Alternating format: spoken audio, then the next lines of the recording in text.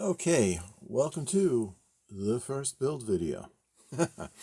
Alright, with these videos, normally my plan is to just get right into it, but this first build video I did, I guess with a little deprecating humor, self-deprecating humor, I guess I could say it may be the worst build video, but I was, kind of learning my paces when I put this one together, and even though I had intended it to be the first build video, I was actually this close to just ditching it because, I wasn't very happy with the way it came out.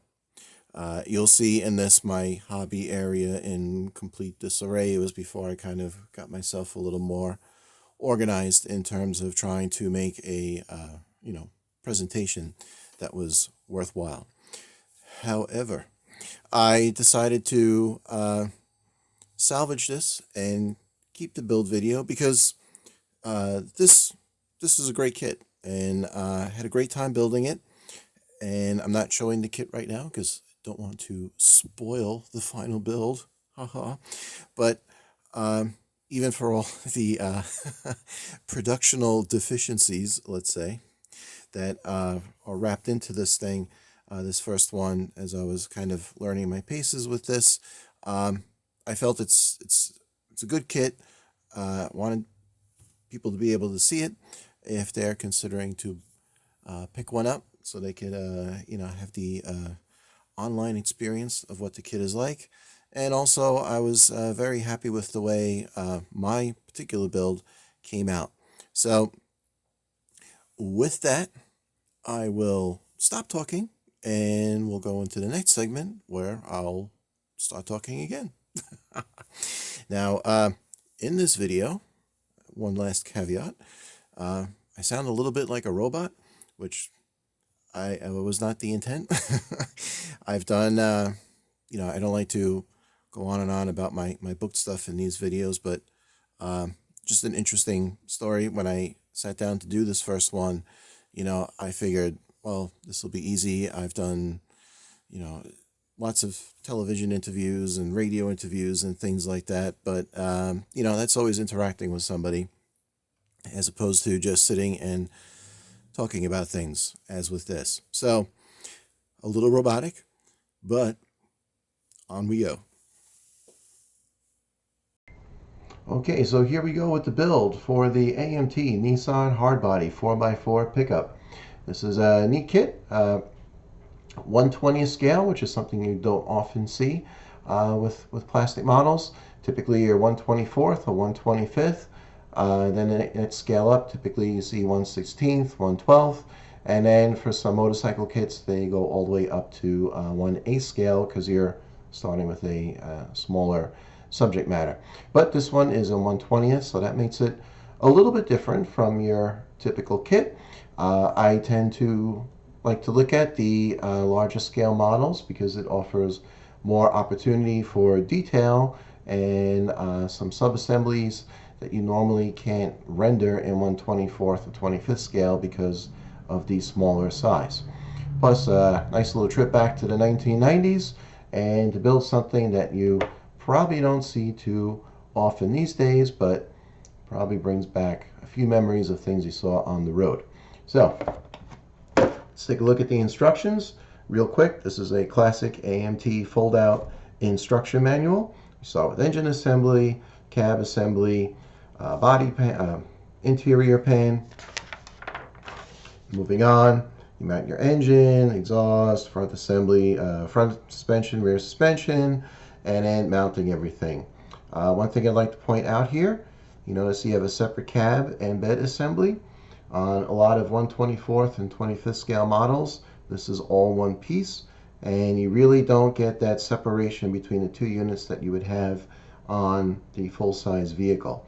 So it's nice that that's there. It adds a little bit of realistic detail. Also, the mud guards, the fender flares, sorry, are separate pieces. Much easier to paint them black and then mount them rather than trying to pick out that detail when it's molded into the body to begin with. And on the back, finally, wheel mounting and the bed detail. You can do a cargo net or the gate. And what's pretty generous with this model, we have 3 different choices of decals. This is your decal guide here. And pick the one you want. This is probably most original to factory, but I do remember seeing quite a few of these on the road, and that's probably what I'm going to go with. Being that it's a model, you can build it the way you want. I'll probably clip out that SEV6 detail from this decal and put it right under there to add to it. The kit comes molded all white plastic, as is typical with AMT kits. There are real rubber tires in there. There are some chrome pieces. We'll look at all of that later after the sprue painting is done. And following this, I'll have some JPEGs of the box art, which provide real handy guides for helping paint and detail this kit. Okay, so let's move on.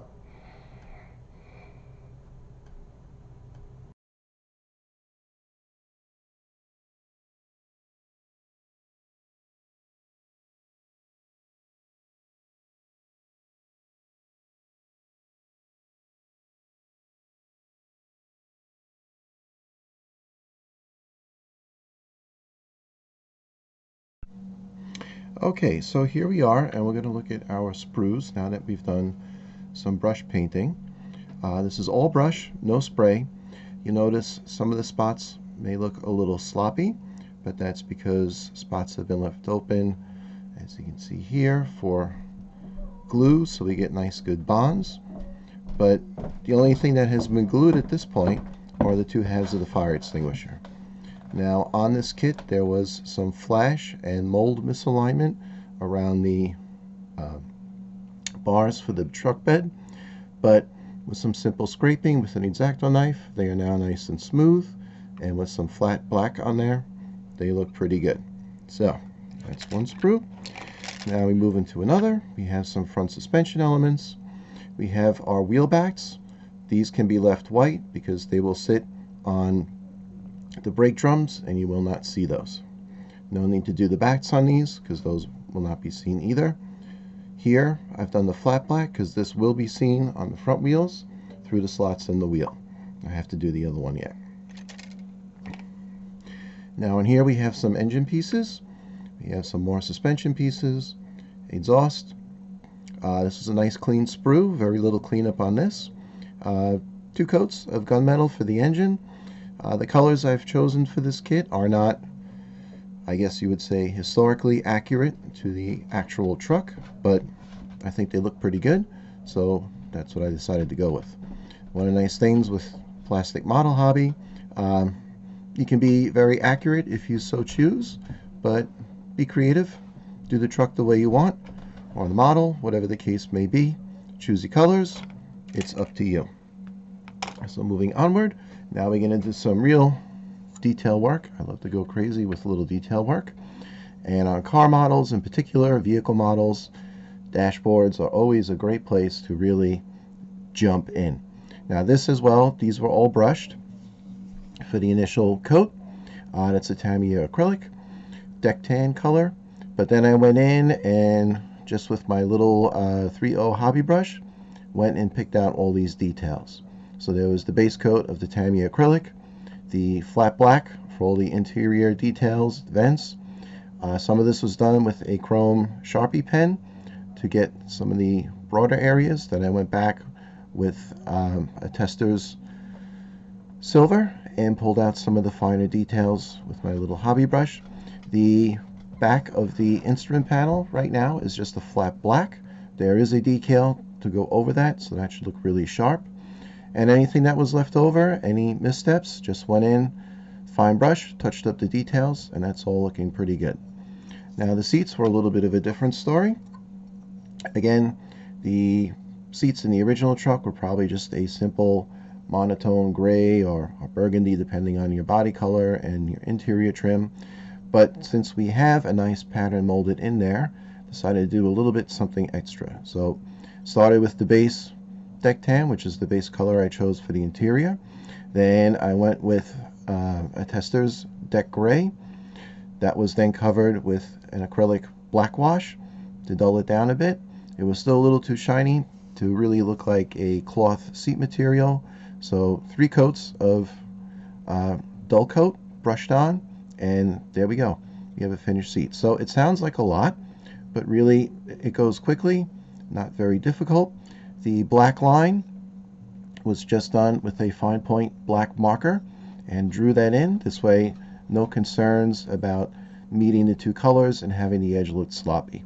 And when it's all done with the dull coat on, it just looks like a piping trim. Here we have our frame. Now, part of the frame gets painted the body color. If you go back to the JPEGs of the box art, that can be seen. The rest of it is just a simple semi-gloss. Spare tire is molded on there, so for the tire itself, that's a flat black, then a semi-gloss for the rim. Now, I don't know if I'll be keeping this body color. I have to see how that all works when the body is sprayed and comes out of paint, and we'll take a look at that. Obviously, we don't need to do much back painting because the body will be sitting on top of that. Now, here we go with some more parts. We have a fuel tank, shocks, some of the rear assemblies, the hubs I mentioned before. Again, the parts that I left white are parts that are going to be sandwiched between other wheel parts and will not be seen. Radiator detail. It's always nice. You can do a semi-black shroud and flat black for the grille itself. Gives you a pretty good contrast between the 2 blacks. Shocks on the original truck, again, they were probably a black or just a simple aluminum color, but I decided to go with yellow because on trucks in particular, yellow shocks look pretty neat. We have one of our shifters, tie rod. This model does come with positionable front wheels, so you see the mounting holes for the pins on the rotor backs, which will serve to steer your wheels. So that is yet to be assembled.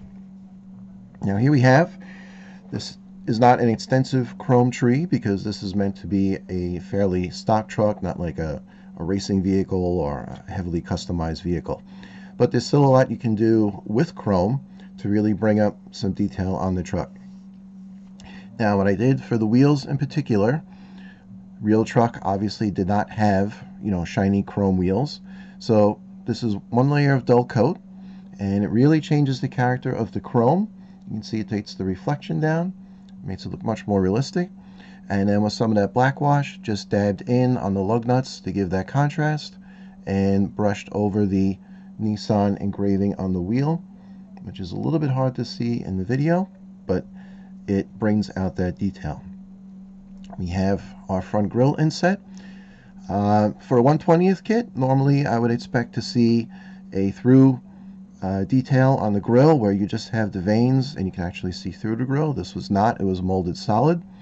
Not really a big deal, but just a minor quibble. Larger scales, you expect a little finer molding, but hey, this still works well, especially with the flat black on there to simulate the plastic grille material. You get the nice contrast with the chrome. The little 4x4 drive grille insignia, a little bit of gold on that, brings that up well. And then again here on the lower front bumper, the black inserts. The backings for the signal lights I left in chrome. I'm going to see first how the signal lights fit in later during assembly, and either paint the backs of those or the tops with the clear, or just paint these in. That remains to be seen. We have some engine parts here, valve covers also with the dull coat, air intake chambers. We have our starter all in dull coat because again this is a stock truck, not a customized racing vehicle. And here too we have what was basically a simple chrome piece with some dull coat, black wash, some engine detail based on the box art, which is why that comes in oh so handy, and it gives a much more realistic finish. Last thing we're going to look at for this segment is the interior pan. So there's that nice Tamiya acrylic as the base color. You can see the spots left white for seat mounting and gluing in. For the side panels of the interior, there were some nice details there. So I was able to pull out a door inseam. Again, just like with the seats, that was a Testors deck gray, black wash, dull coat, and then with my little hobby brush, picking out the silver, and putting a little door trim on there. Again, probably way more fancy than you would have seen in the actual truck, but for having fun with detail, it works pretty well. And we even have speaker details that were molded into the body pan, one on each door, and then the two in the back. So a little flat black on the surface. There was a slightly raised rim, so it's easy to go in with the hobby brush and just put in a circle and get that detail. Okay, so after this, assembly will begin, and next time we'll start to see something that looks like a truck and not just a pile of parts.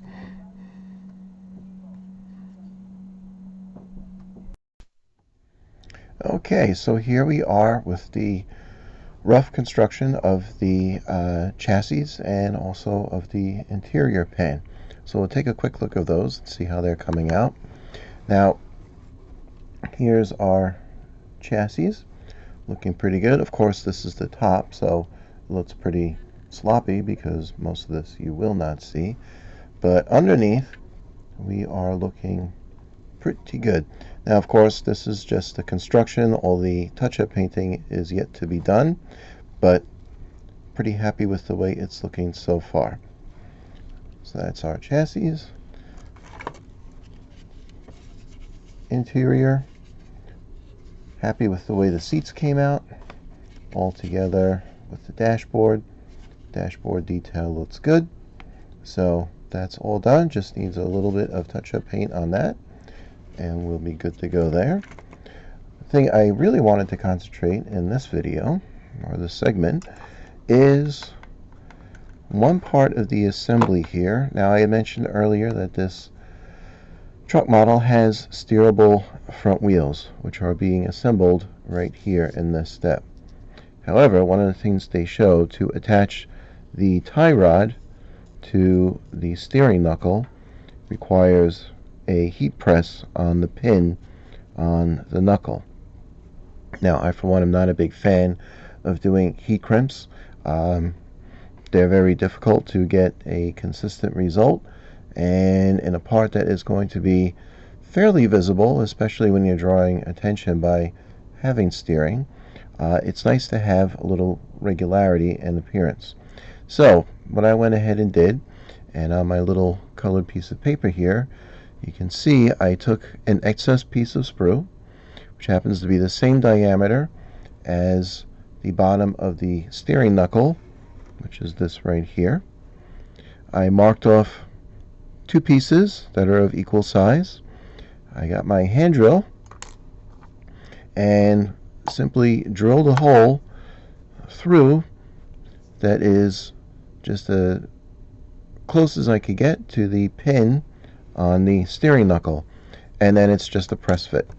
So I did the one side, and this has not been painted up yet, but I think that looks pretty good. So back to painting, going to do the touch-ups, and next time we'll see some body work. Hope to have that done. That's primed, just waiting to get its finish coat, and that's where we're at.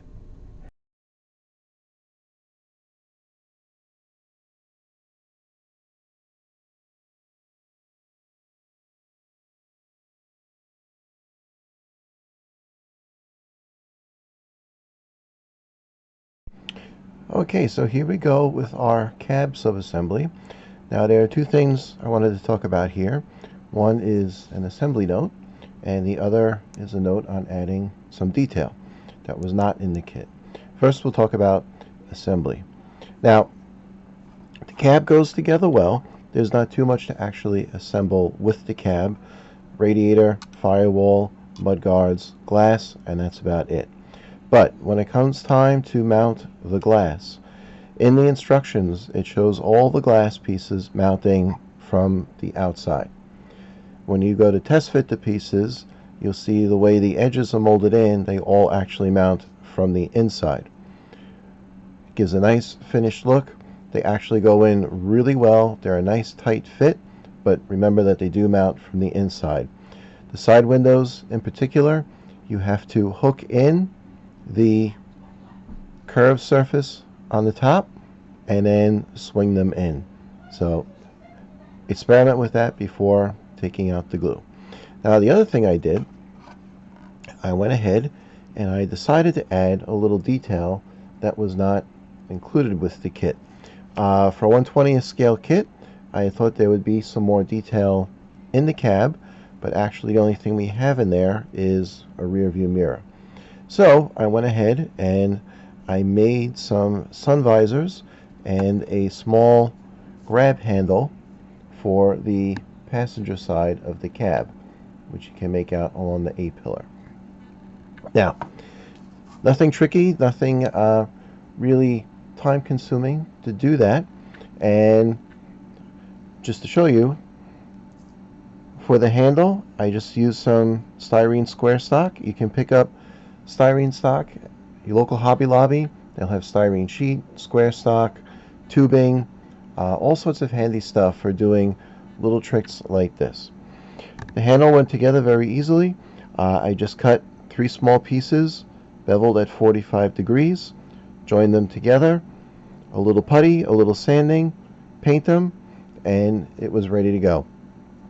For the visors, I cut 2 rectangles out of styrene sheet, rounded the corners with sanding, beveled the edges with a little bit of sanding, just 800 grit sandpaper and a fingertip. That's all it took.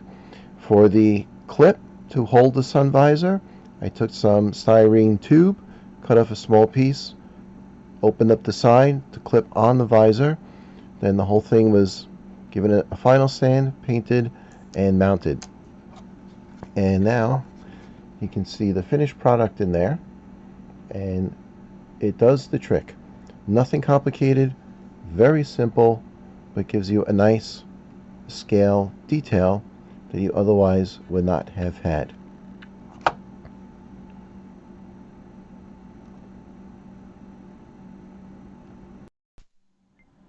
Alright, here we go. Everything ready for final assembly. It's all looking good and coming together well. Notice all the painting is done, all the background painting, cab detail. Even put the fender flares on and jumped ahead a little bit. Glass work for the chrome, grille, bumper, taillights, all set. Hood all ready to go. Detail looks good. You will notice a few bare spots on the plastic. Test fitting, always very important. These are the glue contact points when the body mounts, so leaving those bare. And you can see as well on the underside of the pickup bed, you have the 4 attachment points there. And on the cab, we have the 2 points towards the front where that will attach as well. Test fits all look good. Pieces go together well. A few notes with the chassis. While the chassis was molded pretty level and straight and came up pretty true, there were a few assemblies, particularly on the front end. Clamping was required to keep all the joints together and keep everything lined up nicely. The wheels went on okay. As you can see, I did all the touch-up painting to cover up the bottom, so every little detail is covered. Test fitting the cab allowed me to see how much of the fender detail would be seen between the firewall and the front fenders. You can see there is a small gap there, so I just painted that body color to match, since I am going with body color under the hood. Note on available detail under the hood, a lot of it is molded in. The only pieces that actually get assembled under here are the battery and the master brake cylinder here. Otherwise it's all molded in, but with the painting all looks pretty good. Would have been nice to have some separate pieces for this. You'll find when you work with models, when it comes to detail, there's no substitute for a parts count to really add all the little nifty things we like to see under the hood. But all coming well. Underbody looks good, and next time we will see a finished truck. So looking forward to that.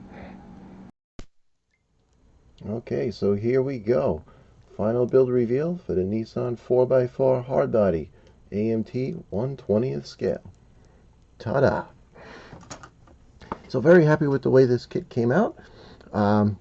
Stayed pretty true to the color scheme on the kit. because hey, built up, looks pretty good. So as I talked about in earlier segments, added some interior detail that wasn't necessarily stock. You can see on the reflection of the turntable, a little bit of underbody detail, yellow shocks and whatnot as they come around. Where are they? Bingo, there you can see one. But kit built up well. You know, no real serious issues with this. Had to do a little clamping here and there, but that's, you know, kind of par for the course doing these things. But really nice decals, as we can see. Love that new car sticker in the window, which was part of the idea with this, was to build something that, you know, might have been sitting on a showroom floor back in the good old early 90s there. So of course, working with the larger scale is always fun because it's a little bit easier to do the detailing. But I have to say, you know, all in all, nice kit. And just going to pop the hood here so we can get a look. Love that engine compartment. Of course, I added in the engine wiring, the blue wires in there. That was not stock with the kit, but I wanted to add that extra little bit there, and pretty happy that I did, because I think that you know, gives that little bit of extra something. There are a couple little things in this kit, like the fire extinguisher decal. You know, again, the new car decal on the window. You know, the neat little things that really tend to add a lot, and I think that's something to say in general when you start to do detailing on a kit, is sometimes little things can really go a long way, and really without you know, incurring a terrible burden of work or patience or frustration, even for that matter. So here we go, end up with the really nice looking kit, and yeah, looking forward to build the next one. So I'm going to put the hood down here, and remember, we have our wheels adjustable slightly on this kit, just to show you once the finished underbody. That all came together real nice, and time to drive this one off into imagination land. Okay, so hope you enjoyed the video. Thanks for watching, and be back with another one soon.